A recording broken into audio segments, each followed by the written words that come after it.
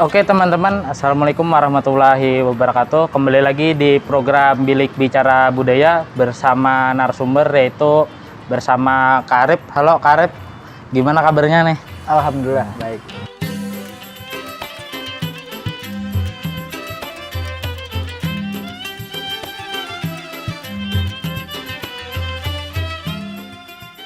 Jadi sebelum kita membahas atau bertanya-tanya bersama Kak Arif, yaitu tentang kesenian teater, sebelumnya untuk subscribe channel kita, yaitu like and comment subscribe channel kita, dimana biar kita makin semangat lagi untuk buat videonya lagi.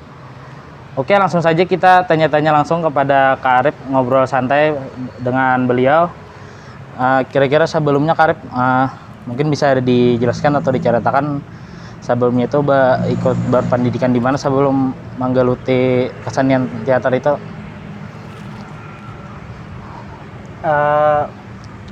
Kalau kenal teater itu sudah dari SD. Waktu pertama kali ikut teater itu dulu ada festival Anak Saleh namanya. Ya. Dulu itu namanya dalam festival Anak Saleh itu ada namanya sosiodrama. Di situ menceritakan tentang kisah-kisah Nabi atau kisah-kisah para sahabat Nabi. Dan di situ diangkat menjadi sebuah drama dulu. Seiring berjalannya waktu, ikut beberapa kelompok-kelompok teater. Akhirnya sampai ke pendidikan perguruan tinggi, ikut kelompok teater di Banjarmasin, di kampus, dan kelompok teater umum Sanggar Lawang Banjarmasin. Disitulah yang banyak mendalami tentang teater. Tapi untuk kuliahnya itu apakah pengen mengambil jurusan kesenian juga atau mungkin yang lain? Enggak. Kalaunya kuliahnya malah di pendidikan bahasa dan sastra. Bahasa dan sastra. Karena jurusan untuk sendera tasik lah itu belum buka. Iya. Waktu masuk kuliah itu jurusan sendera tasik belum ada. Jurusan sendera tasik itu baru buka tahun 2008. Berarti dari dulu tuh Pian artinya kayak sanggar atau apa itu sudah mulai lagi sekolah atau mungkin sudah kuliah perguruan tinggi kah itu? Dari sekolah sudah. Sudah. Dari sekolah sudah ikut kesenian itu, sanggar. Kalau di rantau sini waktu sekolah dulu ada nama sanggarnya Buana Buluh Marindu. Binaan Dispora Budpar dulu. Yang ditapin? Yang ditapin. Pelatihnya dulu R. Hamudin.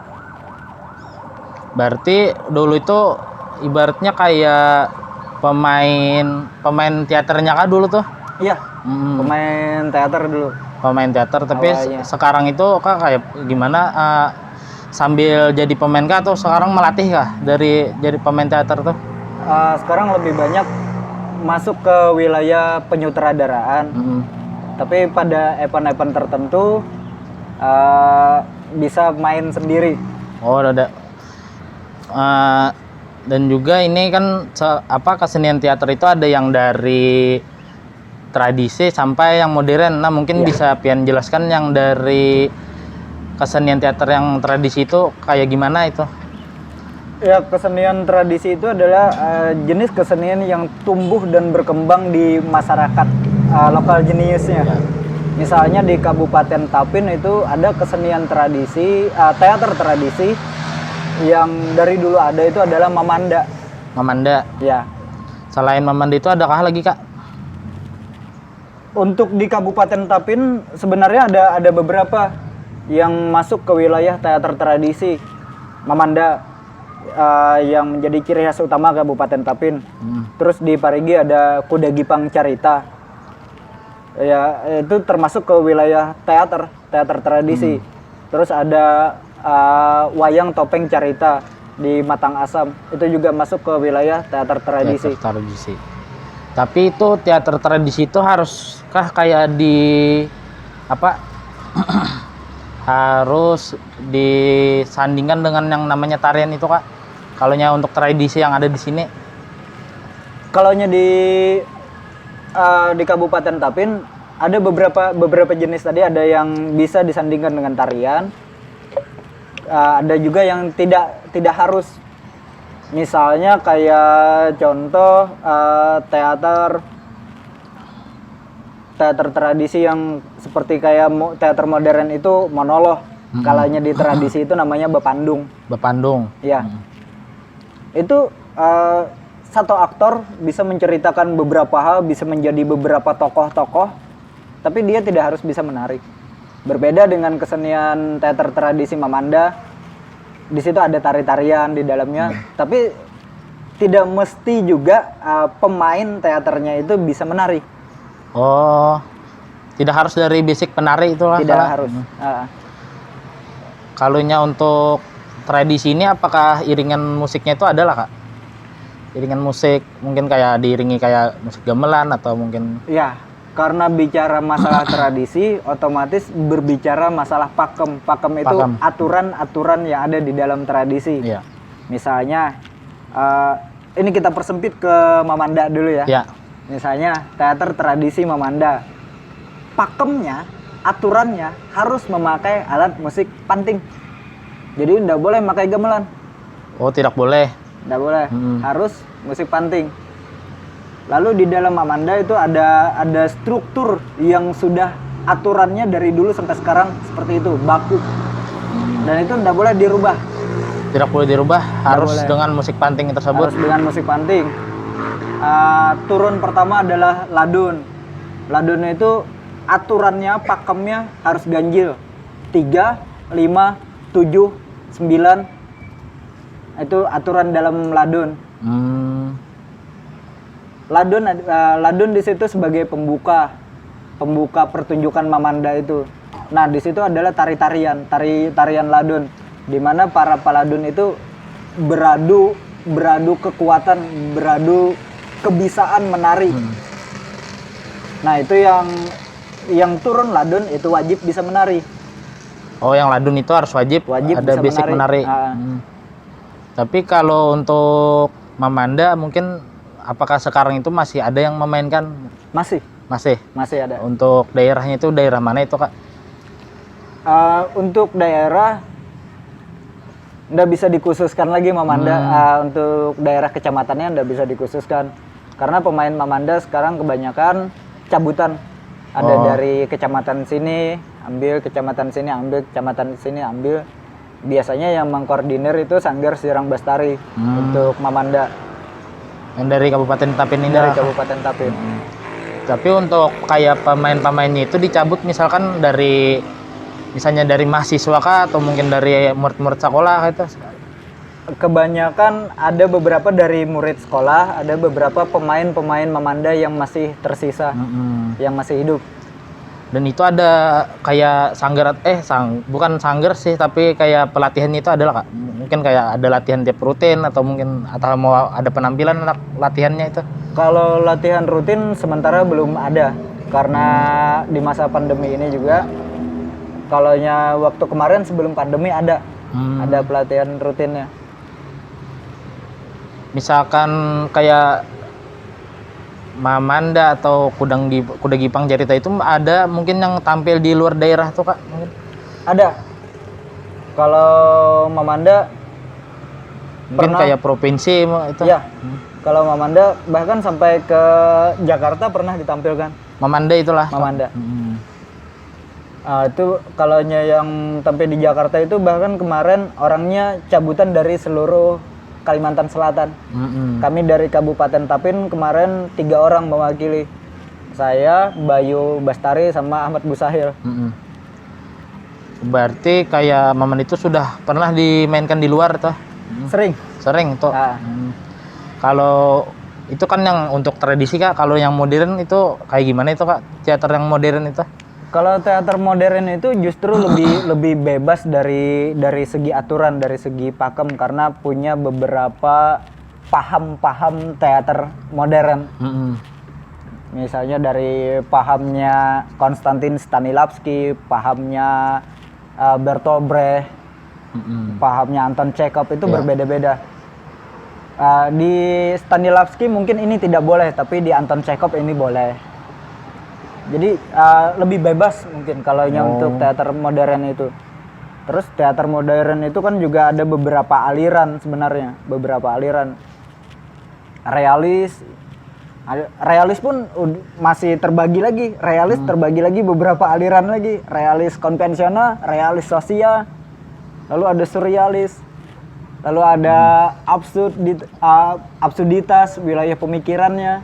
Terus ada kontemporer, ada opera. Bahkan jenis-jenis pantomime itu masuk ke wilayah teater. Berarti kalau kayak opera itu termasuk yang modern sudah? Modern. Modern. Tapi kalau untuk iringan musik itu yang modern juga atau mungkin yang ada pakai alat musik tradisional mungkin? Ya karena kebebasan dalam modern itu bebas mau pakai musik tradisi atau pakai full alat musik modern boleh. Kayak teater ini kan mungkin kalau disamakan kayak seperti pembuatan film atau sinetron kan mungkin kalau dalam teater itu adakah yang kayak pemilik cerita itu dikatakan sutradara kah mungkin atau apakah itu biasanya? Namanya lah mungkin. Kalau pemilik cerita itu biasanya kan ada naskah dalam teater modern itu. Yang pertama membedakan modern dengan tradisi itu tradisi nggak ada naskah, modern ada naskah. Oh. Nah, naskah yang dibuat itu adalah pencipta atau pengkarya. Ya. Misalnya hari terakhir seorang terpidana mati, naskahnya itu karya Victor Hugo. Lalu yang dari naskah itu bagaimana cara mengembangkannya di atas panggung, nah itu sutradara yang menentukan. Nah kalau yang Jarpian tadi yang tradisi itu kada pakai naskah Jar, itu apakah mungkin dibuat sendiri kah atau langsung kalau main itu langsung dibuat langsung kayak isi naskahnya itu ceritanya lah mungkin. Kalau dulu teater tradisi itu hasil dari urun rembuk seluruh pemain. Malam ini kita main ceritanya apa? Kita ceritanya ini. Oh berarti dan dulu itu pemainnya tetap yang jadi raja adalah si ini. Jadi perdana menteri si ini, panglima perang si ini. Jadi itu udah pasti jalan ceritanya begini. Udah langsung main. Yang penting ada plot, ada alur di situ. Tapi nggak ada perlu lagi lah yang kayak kita baca naskah, hafalin naskah dulu tuh kada ada lagi. Kalau tradisi, kekuatan tradisi adalah wilayah improvisasi dan wilayah absurditas. Misalnya dalam wilayah improvisasi dalam Mamanda itu ya pada naskah tadi mereka cukup tahu alur, mereka sudah bisa mengembangkan cerita. Wilayah absurditas di dalam teater tradisi adalah wilayah imaji hayal yang dibangun dalam teater tradisi. Dalam teater tradisi Mamanda itu pada sidang kerajaan, meja kerajaan pada sidang kerajaan itu berlaku sebagai tempat sidang. Tapi ketika selesai sidang kerajaan, meja di tempat itu bisa berubah menjadi pohon, rumah, atau tempat-tempat lainnya sesuai imajinasi pemain. Itu ibaratnya kalau kayak tradisi itu cerita yang mungkin yang dahulu pertama dipakai itu adalah itu Kak. Kan seiring berjalannya waktu ini kayak cerita-cerita mungkin sudah banyak berubah itu. Dalam teater tradisi Mamanda itu kebanyakan yang dipakai adalah cerita 1001. Dengan jenis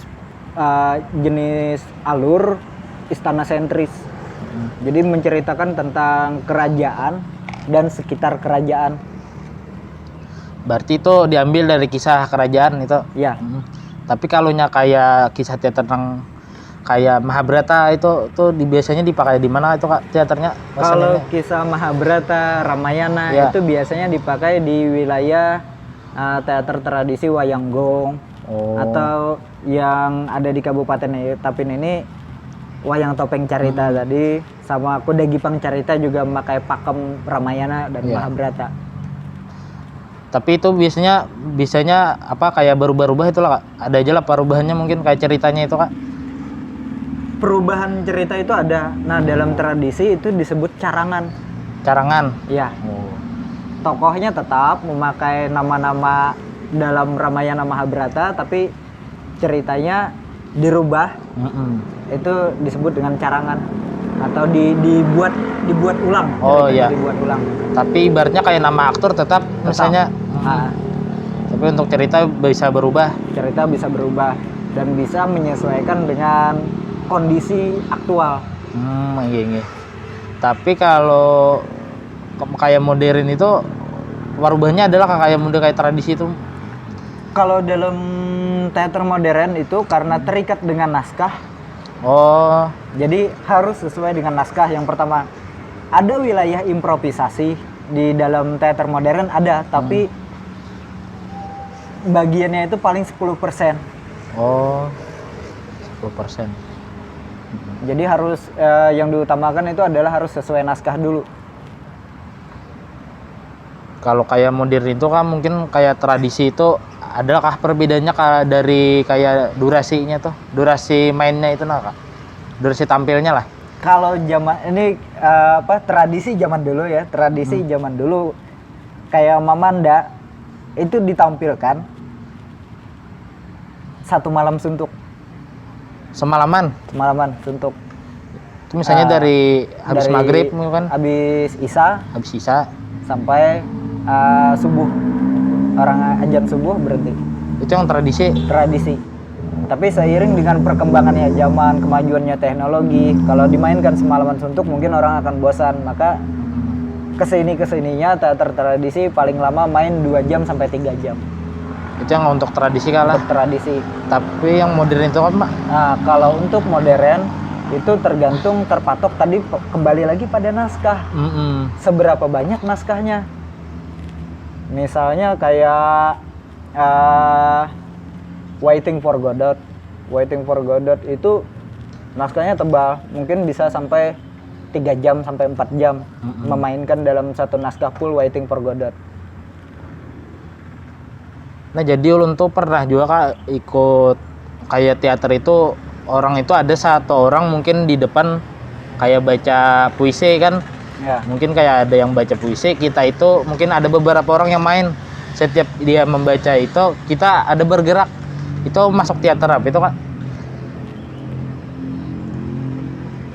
Mungkin bisa dikategorikan bisa dikategorikan teatrikal puisi, mungkin bisa. Teatrikal puisi. Oh, teatrikal puisi.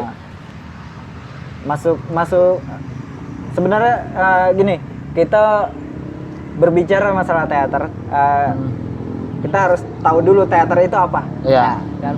Teater itu adalah segala sesuatu yang terjadi di atas panggung, itu teater.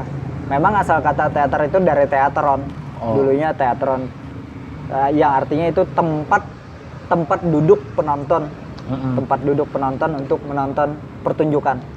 Kesininya teater berkembang lagi artiannya jadi segala sesuatu aktivitas yang terjadi di atas panggung itu adalah teater. Bahkan orang melukis di atas panggung menjadi sebuah pertunjukan, itu teater. Itu adalah teater. Itu adalah teater. Jadi mungkin itu termasuk kayak kalau mungkin Jarpian tadi itu kayak tradisi atau yang modern misalnya kayak Mamanda atau mungkin yang lain itu termasuk teater drama kah itu mudinya? Nah, kalaunya teater tradisi itu, ya itu tadi teater tradisi kan terikat dengan pakem. Ya. Kalau modern bisa tidak terikat. Perbedaannya itu tradisi banyak wilayah improvisasi, modern memakai naskah. Terus untuk tradisi juga tidak mengenal hukum panggung. Yang tradisi? Tradisi tidak mengenal hukum panggung. Kalau modern harus mengenal hukum panggung. Itu modelnya kayak apa itu Kak? Hukum panggung itu kalaunya tradisi itu biasanya mau membelakangi penonton tidak jadi masalah. Oh. Karena tradisi itu dahulunya kebanyakan memainkan panggung arena. Panggung arena itu permainan di tengah, penonton keliling. Kalau teater modern itu konvensional. Iya. Main di depan, penonton mainnya di sini, penonton di depannya. Ya. Jadi kalaunya ada yang membelakangi penonton, itu dalam hukum panggung salah. Yang untuk modern? Untuk modern. Tapi kalau untuk tradisi enggak. Kecuali pemain tradisi main di panggung konvensional. Oh, itu boleh baru bisa membelakangi penonton. Baru masuk ke wilayah aturan Oh, modern. oh, yang hukumnya itu Hukumnya. hukum panggung. Makanya itu agak sulitnya ketika para pemain murni tradisi disuruh bermain di panggung konvensional, mereka tidak mengenal hukum panggung, akhirnya banyak membelakangi penonton. Oh, itu yang pemain tradisi ke Pemain modern. tradisi yang murni. Itu mungkin yang apa kayak banyak kesalahannya itulah kalah. Iya.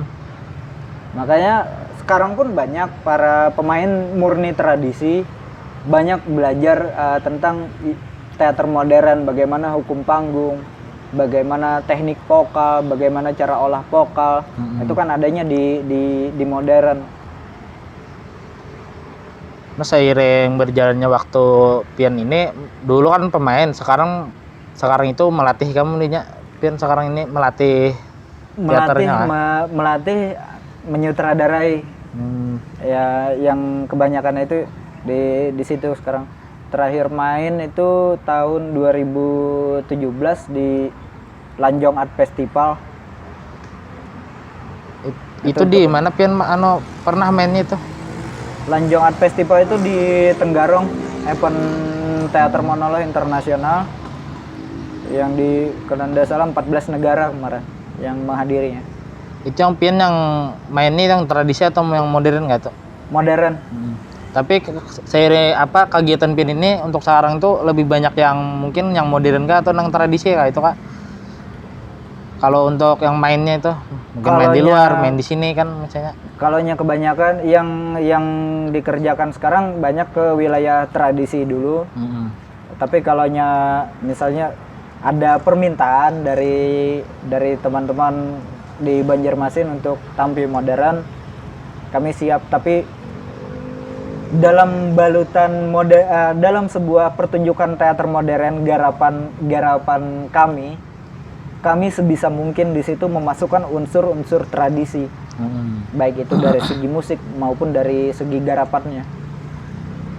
Kalau piannya sendiri itu ikut teater ini, ikut organisasi kan mungkin kayak sanggar kayak itu nah. Iya.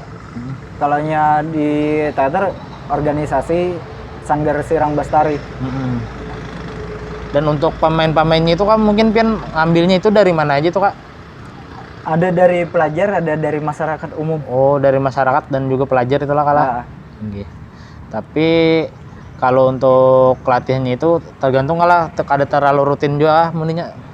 Kalau sebelum pandemi kemarin rutin 2 kali seminggu. Oh, 2 kali seminggu. 2 kali seminggu. Kalaunya ndak ada event, kalaunya ada event tiap hari. Karena khususnya dalam teater modern itu semakin banyak pertemuan maka semakin baik. Jadi kalau persiapan untuk teater modern itu paling enggak harus 3 bulan. 3 bulan sebelum mungkin anak mengikuti event tuh. Sebelum mengikuti event. Supaya latihannya bisa maksimal. Karena kan latihan teater modern itu yang pertama aktor itu sudah jadi, aktor sudah jadi. Reading naskah itu perlu setengah bulan sampai 1 bulan untuk memahami apa inti dari naskah itu. Itu seluruh pemain mungkin? Seluruh pemain. Bahkan itu kan sebelum reading naskah itu ada casting dulu. Iya. Casting pemain yang cocok ini dapat peran ini dapat peran ini, lalu reading sama-sama. Saat reading itu pun akan menentukan lagi, oh ternyata ini tidak cocok, tukar atau tinggal.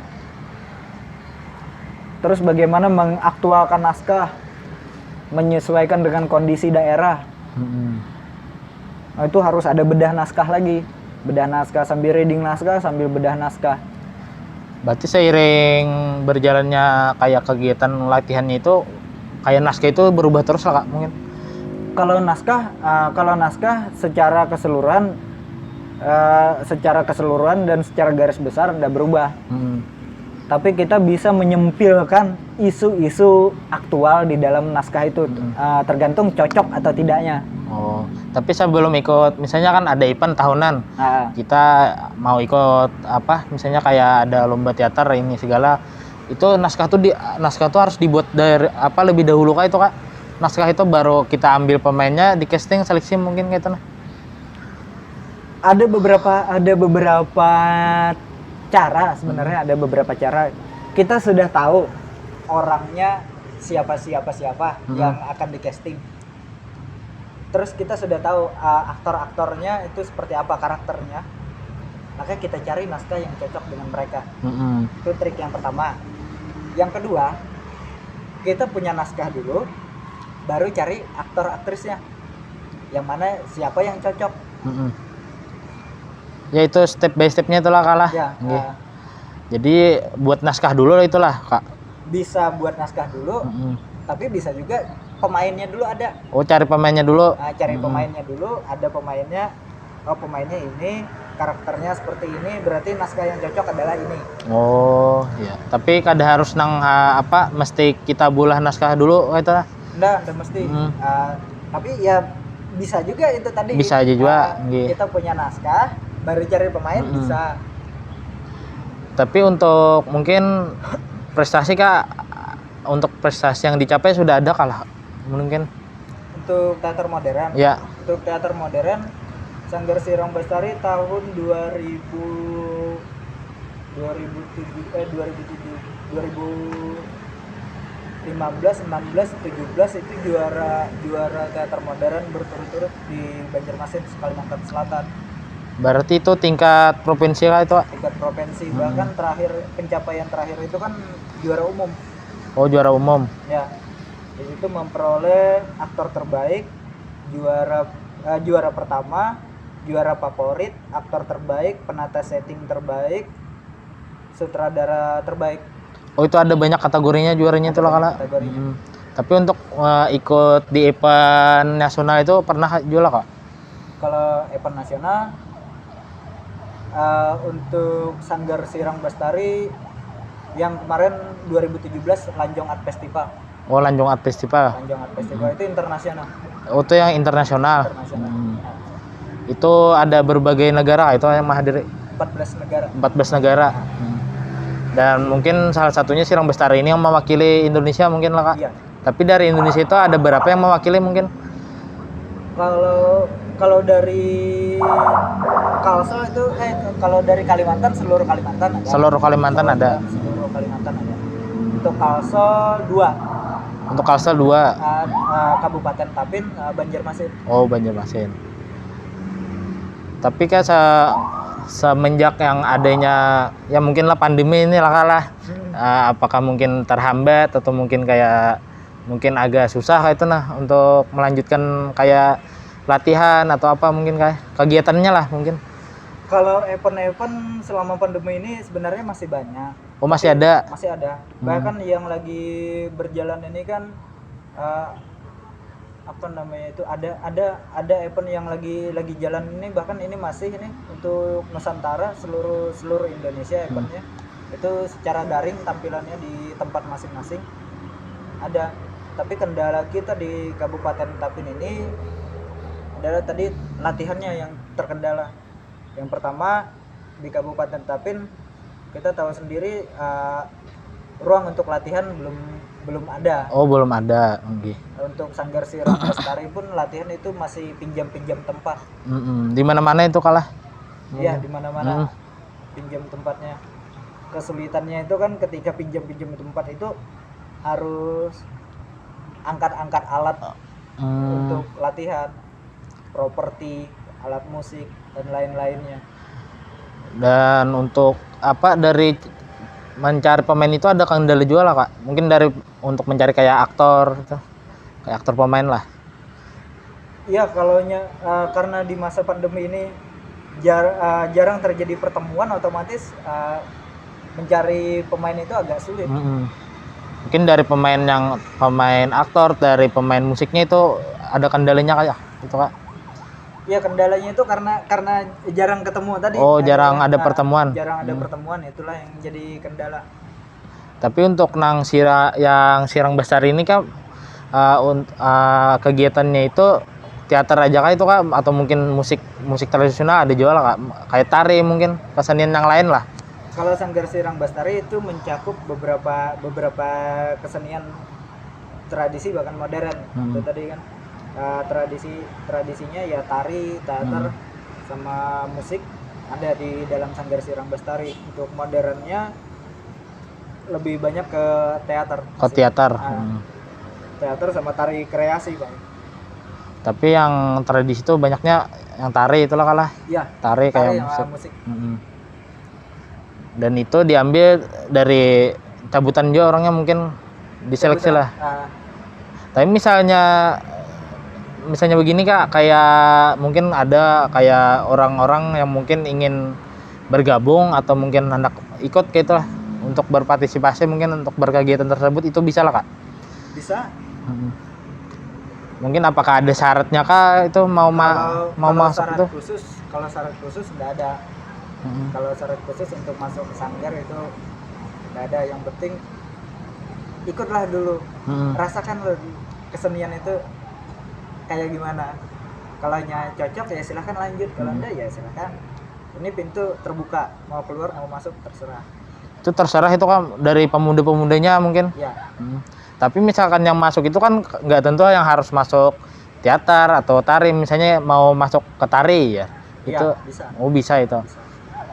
Tapi ya itu tadi karena selama pandemi ini tadi latihan harus diliburkan, udah hampir 2 tahun diliburkan. Oh hampir 2 tahun. Hampir 2 tahun.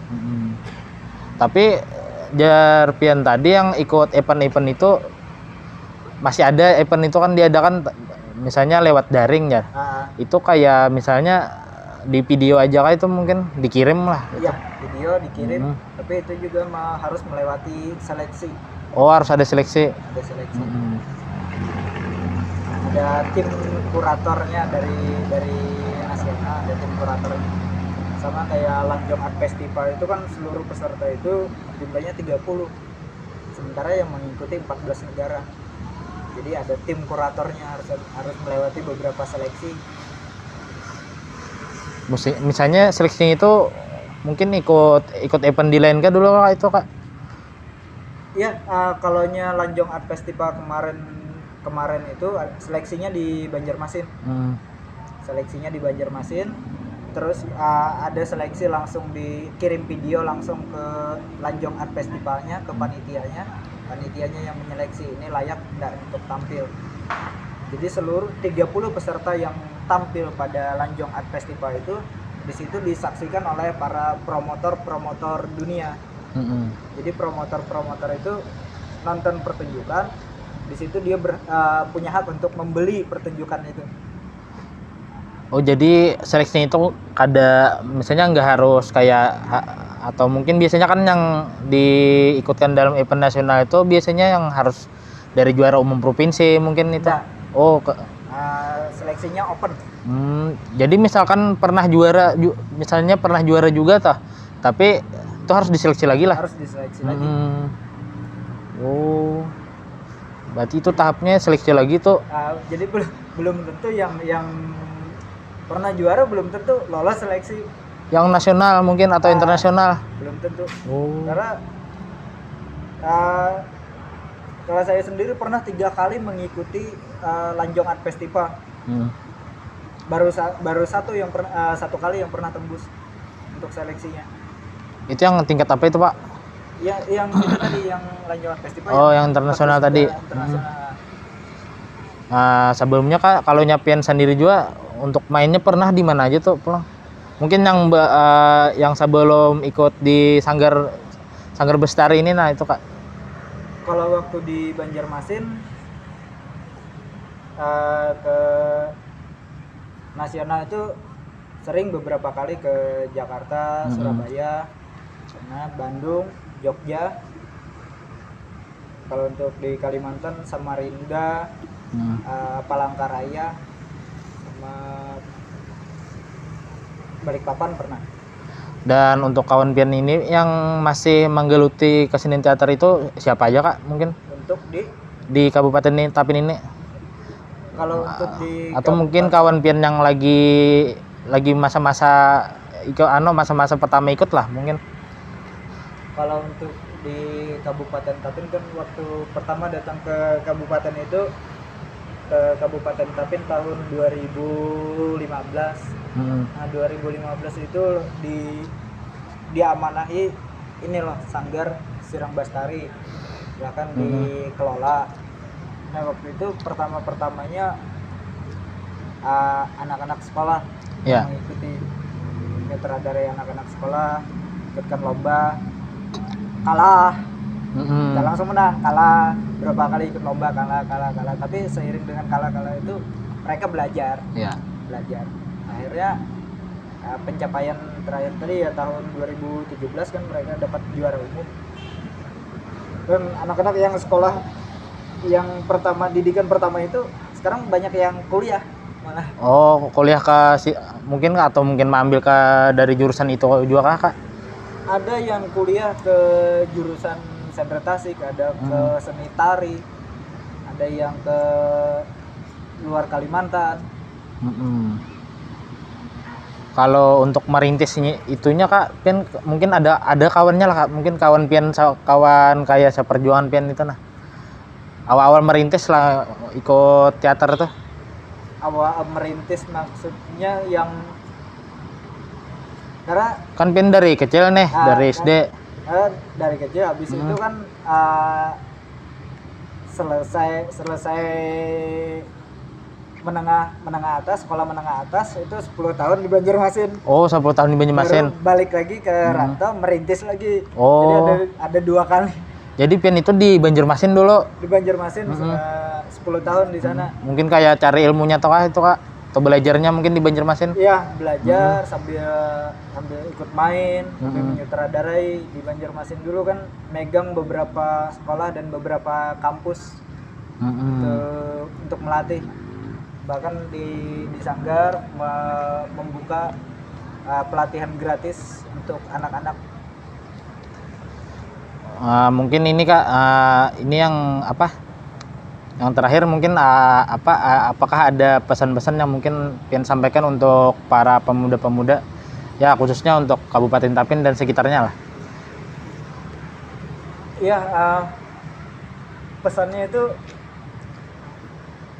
jangan pernah menjadi katak dalam tempurung.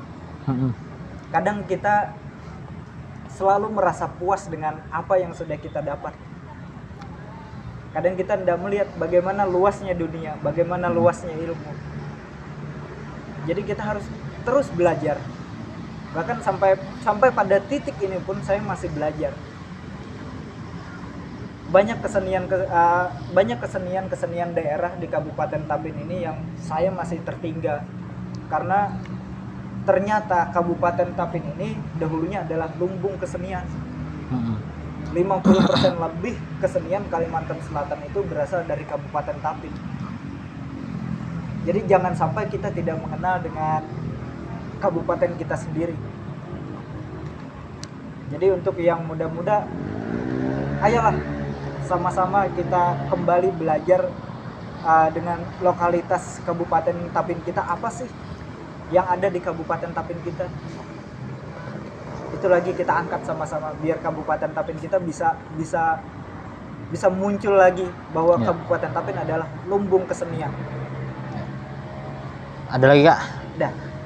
Ya itulah mungkin pesan-pesan terakhir untuk para pemuda-pemudi yang dari Kak Arif, salah satu narasumber kita.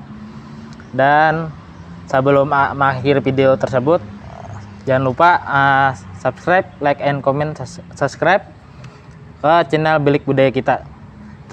Sebelum mengakhiri video ini, untuk sebelumnya kita mengasih ke narasumber bingkisan dari salah satu PT Antang Gunung 500 yang sudah mensupport Bilik Budaya.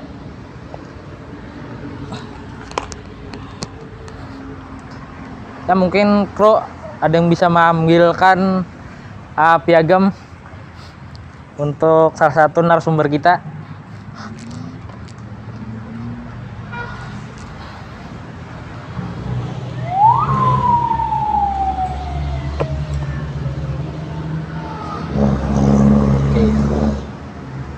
Nah, ini Kak, mohon diterima kalah.